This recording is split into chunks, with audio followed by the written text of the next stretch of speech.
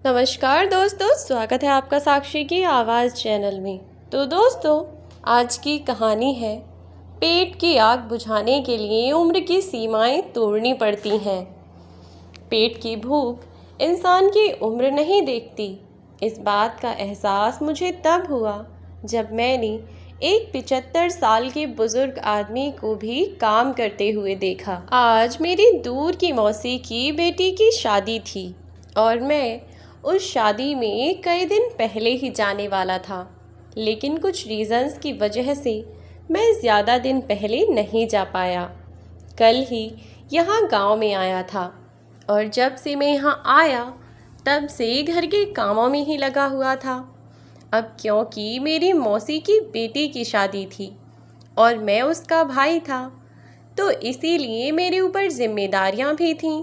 तो बस जब से मैं आया तब से अपना बैग रखने के बाद कामों में लग गया और फुर्सत ही नहीं मिली। आज फाइनली जब बारात के आने का समय था, तब बारात के आने से पहले ही शाम के समय ही हम सभी लोग मैरिज होम पहुंच चुके थे, क्योंकि शादी घर पर नहीं थी, पास ही के एक मैरिज होम में थी। तो हम सभी लोग वहां चले गए। इससे हमारे लिए बहुत सहूलियत भी हो गई थी, वरना शायद घर पर रहती तो काम में ही उलझे रह जाते। लेकिन शादी मैरिज होम में होने के कारण अब हम लोगों को अपने लिए समय मिल गया। तो मैं भी अच्छे से तैयार होकर अच्छे कपड़े पहनकर मैरिज होम में जा पहुंचा। मैरिज होम वालों ने बारातियों के स्वागत के लिए कुछ ढोल वालों को बुलाया हुआ था और साथ ही वेलकम के लिए वहाँ कुछ लड़कियाँ भी खड़ी थीं। अब मैरिज होम में पहुँचते ही मैं वहाँ सारे अरेंजमेंट्स चेक करने लगा कि बारात आए तो कोई कमी ना रह जाए। और ऐसे ही जब मैं सभी चीज़ों का अरेंजमेंट देख रहा था, तभी मेरी नज़र वहाँ बैठे हुए ढोल वाले पर पड़ी, जो कि मेरी तरफ पीठ करके आराम से बैठा हुआ था। तब मैंने ढोल वाले को कहा, इतने आराम से यहाँ बैठे हो, वहाँ बारात के आने का समय हो गया है और तुम लोग मज़े से बैठे हो। आराम हो गया हो तो फटाफट अपने काम पर लग जाओ। बारात के आने का समय हो ही रहा है, अब यहाँ मत बैठे रहो। तब वह ढोल वाला मेरी तरफ मुड़ा और देखकर बोला, जी साहब जी, अभी जाता हूँ। और पास में ही लगे टेंट के खंबे की मदद से वह आदमी उठा और लगभग ढोल को घसीटता हुआ उसने अपनी पूरी जान लगाकर उस ढोल को अपने गले में लटका लिया और मेन गेट की तरफ चल दिया। उस आदमी को देखकर मुझे बहुत बेकार लगा, क्योंकि वह आदमी लगभग मेरे दादाजी की उम्र का रहा होगा और इस उम्र में वह यह सब काम। लेकिन मेरे पास इतना ज़्यादा सब सोचने का समय नहीं था कि तभी मेरे कज़िन ने आकर मेरे आगे चुटकी बजाई। मेरी आंखों के सामने हाथ लहराता हुआ बोला, जिससे मेरा ध्यान टूटा। चुटकी बजाते हुए मेरे कज़िन ने कहा, क्या हुआ महाराज, किन ख्यालों में खोए हुए हो? अरे भाई, यहाँ बारात आने वाली है और तुम यहाँ खड़े खड़े पता नहीं क्या सोच रहे हो। फटाफट चलो और बारात का स्वागत करने की तैयारी करो। फिर मैं और मेरा कज़िन दोनों ही गेट की ओर चल दिए। दरवाजे पर पहुँचे तो लाइन लगाकर वहीं ढोल वाले और बारात के स्वागत के लिए वे सभी लड़कियां और हम सब घर वाले खड़े हुए थे। मेन गेट से एंटर होने के बाद मेहमानों पर फूल बरसाने के लिए जो लोग होते हैं ना, वह सभी कुछ वहाँ पर अरेंज किया गया था। जब मैं पहुँचा तो तुरंत ढोल वालों को देखा। 3-3 ढोल वाले गेट के दोनों तरफ खड़े हुए थे और बारात के आने के समय पर जैसे ही उन्हें बारात दूर से आती हुई दिखाई दी, उन लोगों ने ज़ोर ज़ोर से ढोल बजाना शुरू कर दिया। वह उन्हीं ढोल वालों में से था जिसे मैं अभी अंदर से बाहर भेज रहा था। वे सभी लोग वहाँ बारात का स्वागत करने के लिए ज़ोर ज़ोर से ढोल बजाने लगे और जब बारात आई तो अच्छे से उसका स्वागत किया गया। दूल्हे को तिलक लगाया गया और अन्य रस्में करने के बाद बारात का अंदर प्रवेश हुआ। पर कहीं ना कहीं मेरा ध्यान उस बुज़ुर्ग आदमी की ओर खिंचा जा रहा था। मन तो किया कि मैं वहीं खड़ा रहूं और उन्हें देखूं। दूल्हे की एंट्री के बाद मैं वहां से चला गया, लेकिन लगातार कुछ घंटे तक उन्हें शायद ढोल बजाने का आदेश मिला था उन लोगों को। तो दूल्हे को अंदर स्टेज पर बिठाकर मैं बाहर आ गया। तब देखा कि वह बुज़ुर्ग आदमी बुरी तरह से हाँफ रहा था। गले में ढोल लटकाए हुए वह नीचे गिरा पड़ा था, या कहो कि बैठा हुआ था। उसे देखकर ऐसे लग रहा था कि उसमें इतनी भी ताकत नहीं है कि वह उस ढोल को अपनी गर्दन से निकाल कर आराम से बैठ सके। थोड़ी देर वह बूढ़ा आदमी वहीं पर ऐसे ही बैठा रहा और हाँफता रहा। जैसे ही उसने मुझे अपनी ओर बढ़ते हुए देखा तो वह थोड़ा सा घबरा गया और वह बुज़ुर्ग आदमी उठने की कोशिश करने लगा। तो मैंने उनकी हालत को समझते हुए उनसे कहा, कोई बात नहीं अंकल जी, आप बैठे रहिए।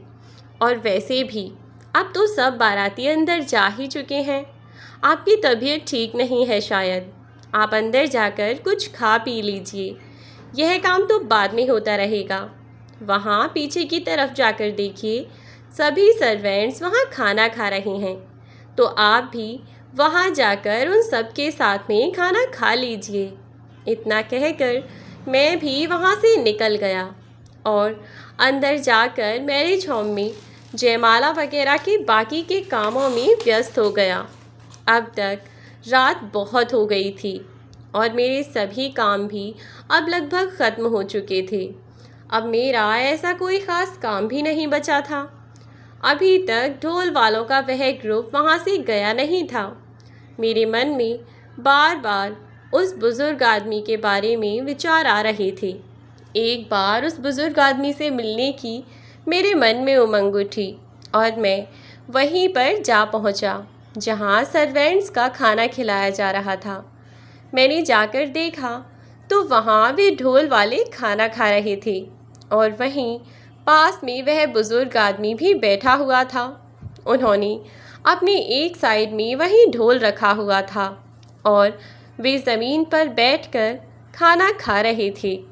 जब भी वे हाथ से चावल खा रहे थे तभी उनके हाथ कांप रहे थे और मैं जब उन्हें ढोल बजाते हुए देख रहा था ना, तब भी मैंने नोटिस किया था कि उनका शरीर कांप रहा है। लेकिन मैं कर भी क्या सकता था। तब मैं इतना बिज़ी था कि मैं इस बारे में कुछ पूछ भी नहीं सकता था। लेकिन अब मुझे उन बुज़ुर्ग आदमी को देखकर उन पर बहुत तरस आया और मैंने उनसे कहा कि बाबा, आप ऊपर कुर्सी पर बैठकर खाना क्यों नहीं खा लेते, यहाँ क्यों बैठे हैं। तब उन्होंने कहा कि नहीं बेटा, मैं यहीं बैठा हूँ, मैं यहीं ठीक हूँ। मुझे ऊपर बैठकर खाना खाने की आदत नहीं है।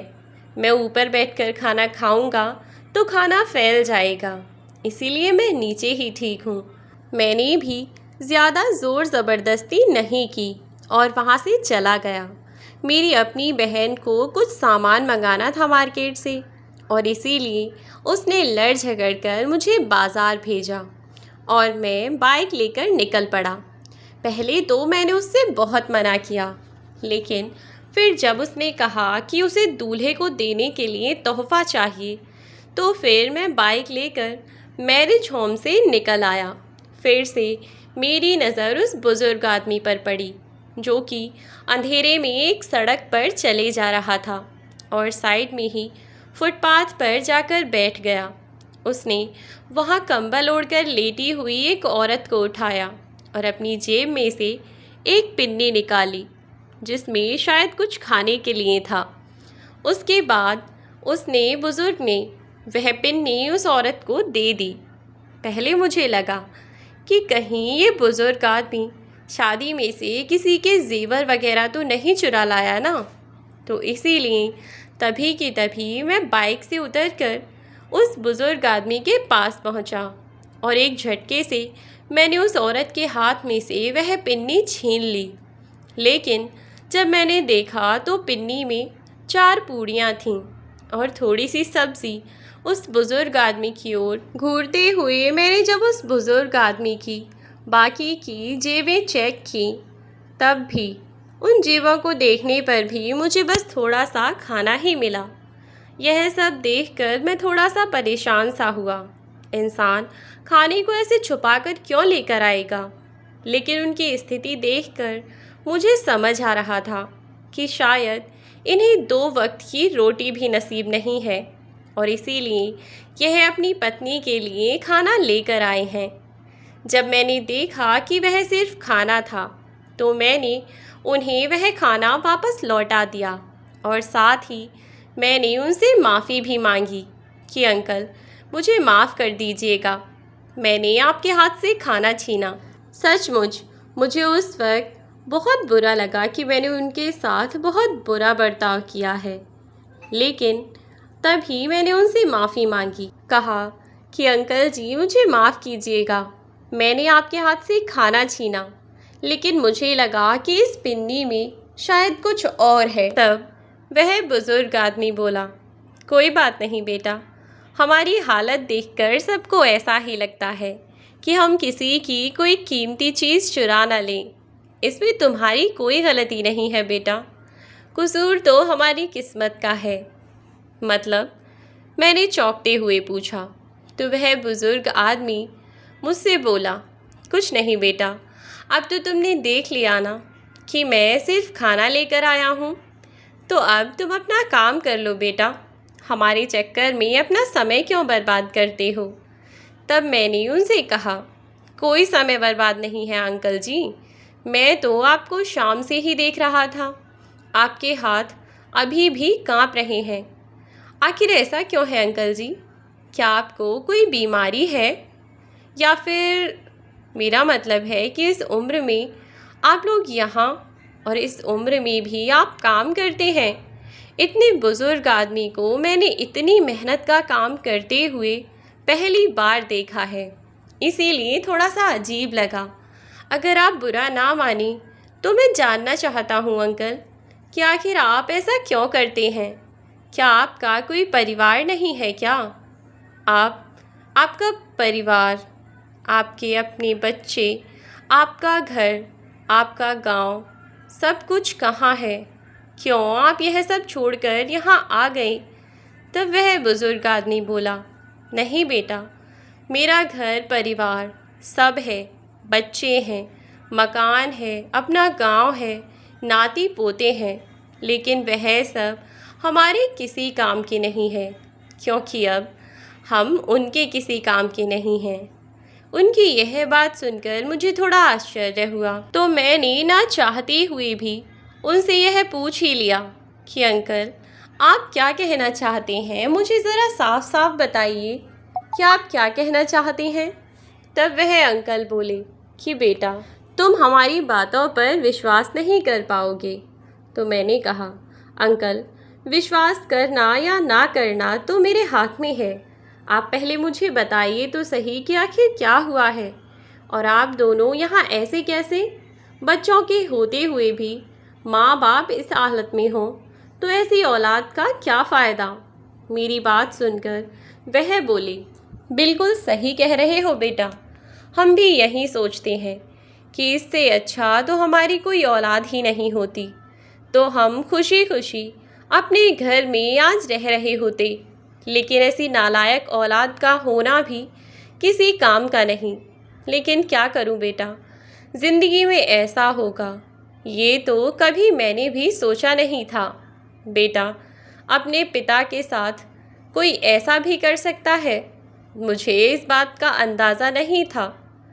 तब मैंने उन्हें समझाया कि अंकल, शायद मैं आपकी कोई मदद कर सकूं, इसीलिए आप मुझे सारी सच्चाई बताएं कि आप कहाँ से हैं, आपका बेटा बेटी, घर परिवार सब कुछ कहाँ है जो इस वक्त आप इन हालात में हैं। जब उस बूढ़े आदमी ने मुझे अपनी कहानी बताना शुरू किया, उसने कहा, बेटा, मेरा नाम देवीराम है और मेरी पत्नी का नाम शकुंतला है। हम दोनों अपने परिवार के साथ शुरू से ही गांव में ही रहा करते थे। अपने माता पिता और अपने भाई बहनों के साथ समय बिता रहे थे और समय के साथ साथ सबका अपना अपना परिवार बढ़ने लगा।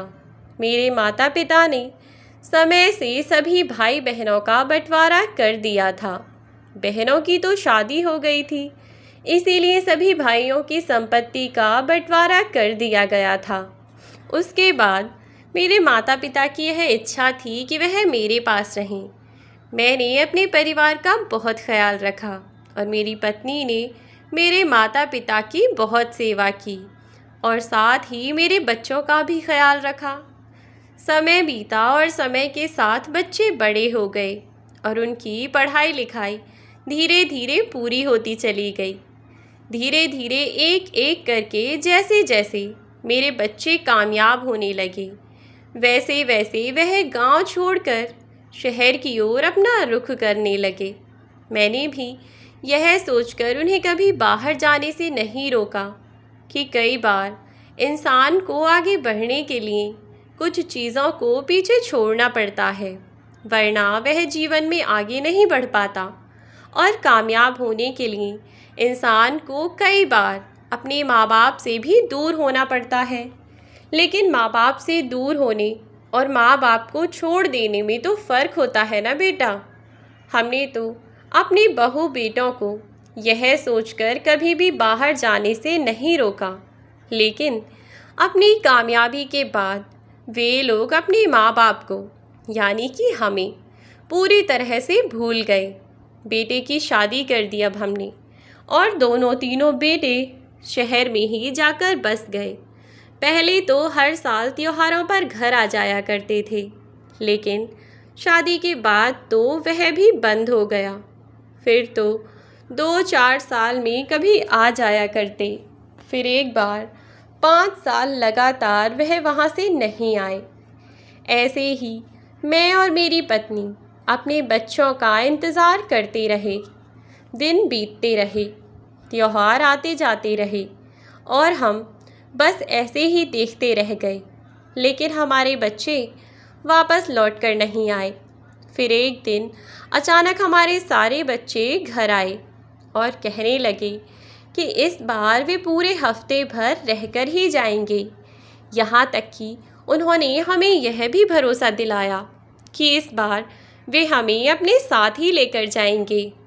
शुरू में हमने उनसे मना किया था कि नहीं बेटा, हम तुम्हारे साथ नहीं जा सकते, लेकिन उन्होंने कहा कि पिताजी, हम अपने काम में इतने ज़्यादा व्यस्त रहते हैं कि आपसे मिलने यहाँ आ ही नहीं पाए।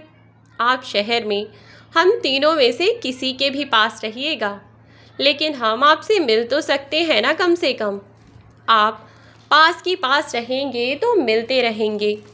अब देखिए ना, इतनी दूर गांव में हमारा आना ही नहीं होता और अब आपको देखे हुए कितने बरस हो गए। उन्होंने मीठी मीठी बातों में हम दोनों को फंसा ही लिया और इधर मैं और मेरी पत्नी हम दोनों अपने बच्चों के प्यार में अंधे होकर यह सब भूल ही बैठे कि वह कितने मतलबी हैं। जब वह अपना काम छोड़कर गांव आए तो हमें लगा कि वह हमारे लिए गांव आए हैं।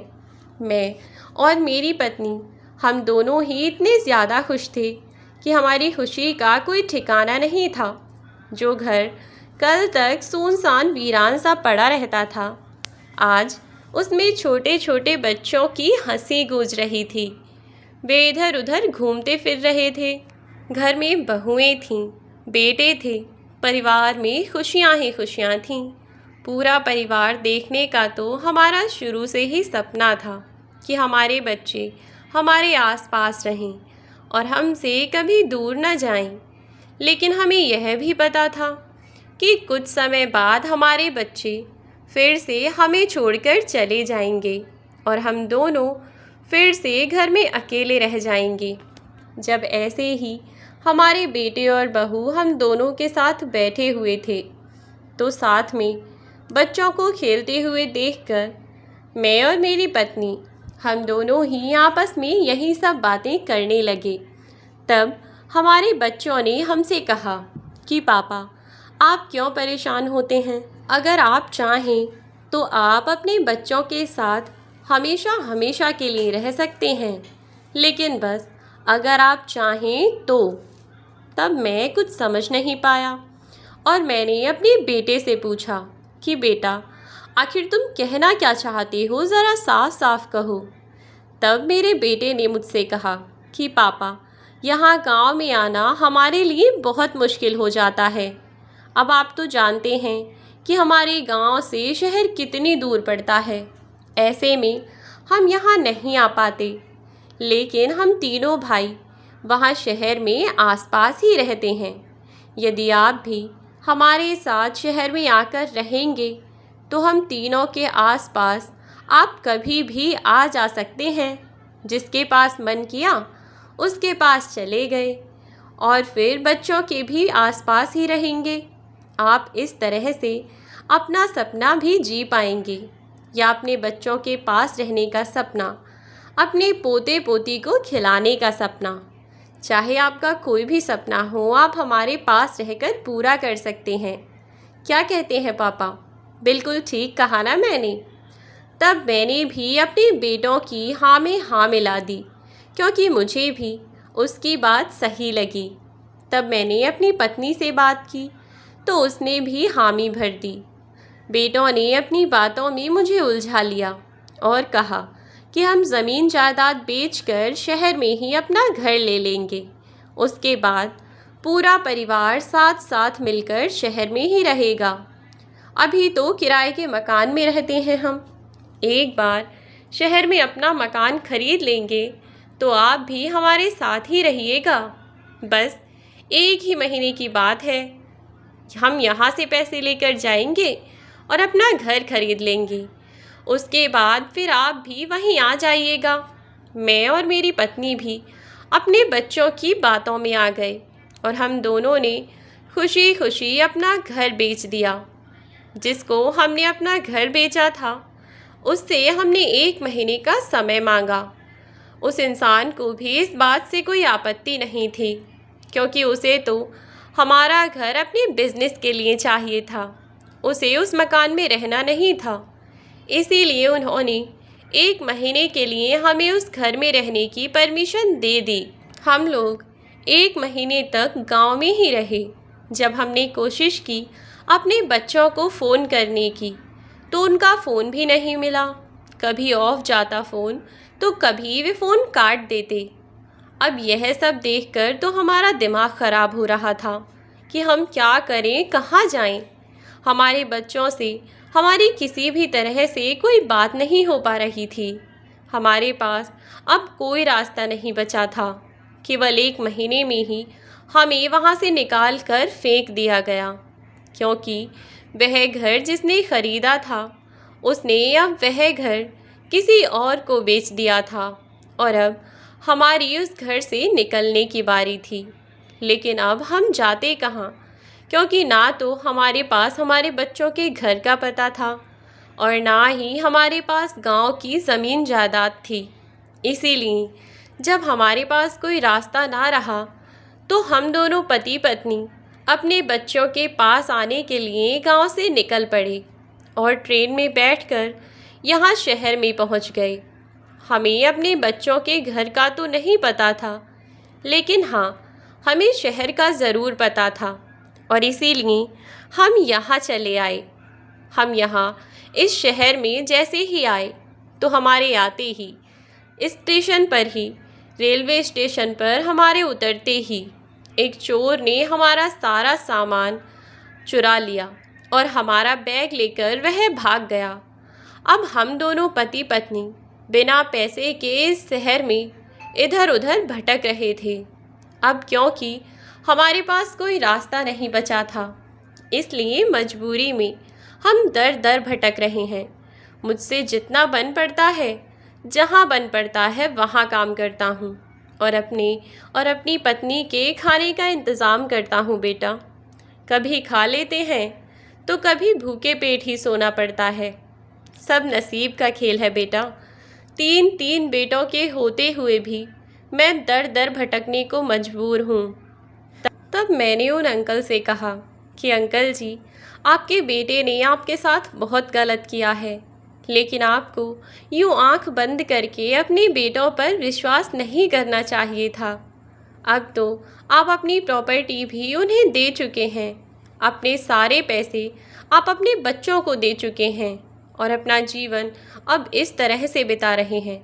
और जब उन अंकल जी ने मुझे यह सब बताया, उन्होंने मुझे अपनी कहानी बताई, तो मुझे बहुत दुख हुआ और बहुत अफसोस भी हुआ कि कोई औलाद अपने माँ बाप के साथ ऐसा कैसे कर सकती है। लेकिन उनके बच्चों ने उनके साथ ऐसा किया था। अब मुझे वापस मैरिज होम भी लौटना था, तो मैं वापस मैरिज होम में चला गया और वहाँ जाकर मैंने बाकी की रस्में अटेंड की। लेकिन मैं रात में बिल्कुल भी मेरा मन नहीं लग रहा था वहाँ पर। मेरे मन में वहाँ एक अजीब सी उथल पुथल मची हुई थी। लग रहा था कि बस मैं किसी भी तरह से बस उनकी मदद कर सकूं। लेकिन मैं क्या कर सकता था? मुझे तो यह भी समझ नहीं आ रहा था कि मैं उनके लिए क्या करूं और कैसे करूं।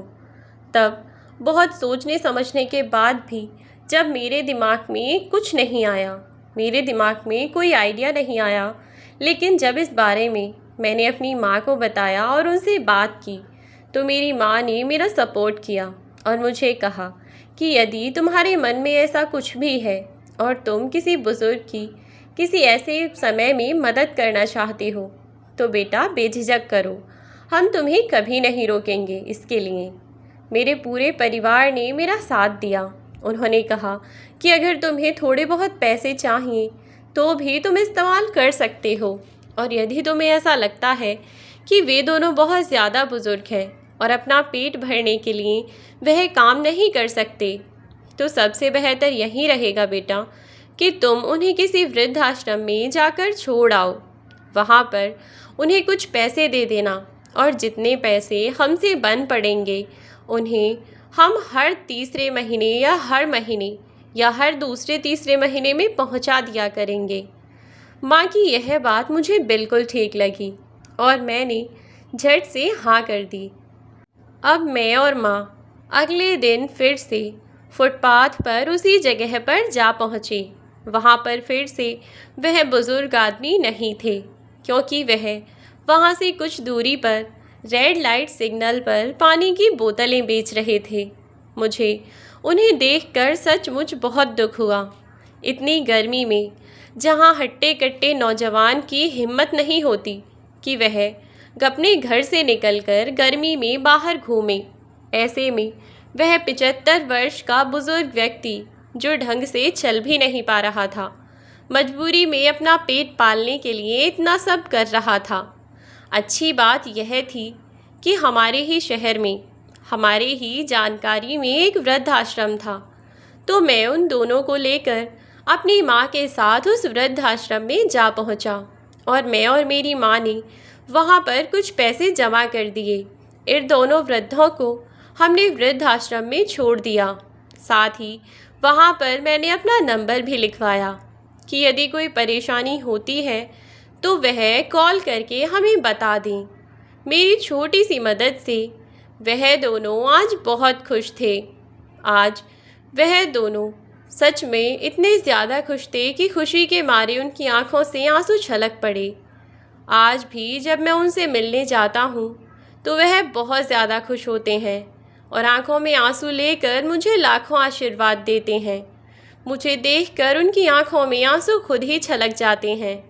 वह बेचारे अब कम से कम जब तक भी जीवित रहेंगे, उन्हें 2 रोटी के लिए किसी का मोहताज होने की ज़रूरत नहीं है। तो दोस्तों, यह थी हमारी आज की कहानी। आज की कहानी आपको कैसी लगी हमें कमेंट बॉक्स में ज़रूर बताएं। यदि आपको वीडियो अच्छी लगी हो तो वीडियो को लाइक करके शेयर कर दें। चैनल पर यदि नए हैं तो चैनल को सब्सक्राइब करना बिल्कुल ना भूलें और चैनल को विज़िट भी करें। ऐसी ही कहानियों के लिए चैनल पर बने रहें। यदि आपके पास भी है ऐसी कोई कहानी, आपने अपने आसपास किसी को परेशान होते देखा है, या आपके पास ऐसी कोई भी जानकारी है, कोई कहानी है जिसे आप दुनिया को बताना चाहते हैं, तो आप हमें अपनी कहानी लिख भेजें यहाँ दी हुई मेल आईडी पर। आपकी कहानी दुनिया के आगे प्रस्तुत की जाएगी। आज के लिए बस इतना ही। अब मिलती हूँ आपसे एक नई वीडियो में एक नई कहानी के साथ।